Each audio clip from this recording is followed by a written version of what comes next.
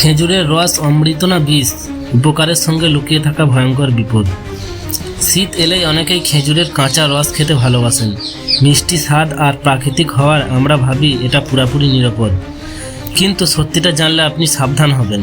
খেজুরের রসে থাকে প্রাকৃতিক চিনি, আয়রন, পটাশিয়াম ও ক্যালসিয়াম। এটি শরীরে দ্রুত শক্তি দেয়, দুর্বলতা কমায় এবং রক্তশূন্যতা দূর করতে সাহায্য করে। নিয়মিত পরিমাণে খেলে হজম শক্তি ভালো হয় এবং শীতকালে শরীর গরম রাখতে সাহায্য করে। কিন্তু বড় বিপদটা আছে কাঁচা রসে। রাতে খেজুর গাছে বাদুড় বসে রস খায়। তাদের লালা বা মল রসে পড়ে গেলে ছড়াতে পারে নিপা ভাইরাস নামের মারাত্মক রোগ। এই ভাইরাসে জ্বর, মাথা ব্যথা, শ্বাসকষ্ট, এমনকি মৃত্যু পর্যন্ত হতে পারে। সবচেয়ে ভয়ঙ্কর বিষয়, এই ভাইরাসের নির্দিষ্ট কোনো ওষুধ নেই। তাই খোলা পাত্রে সংগ্রহ করা কাঁচা খেজুরের রস খাওয়া অত্যন্ত বিপজ্জনক। অনেক সময় রস পরিষ্কার দেখালেও ভেতরে জীবাণু থাকতে পারে।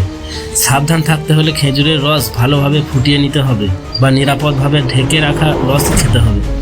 শিশু, বয়স্ক ও অসুস্থ মানুষদের কাঁচা রস একেবারে দেওয়া উচিত নয়।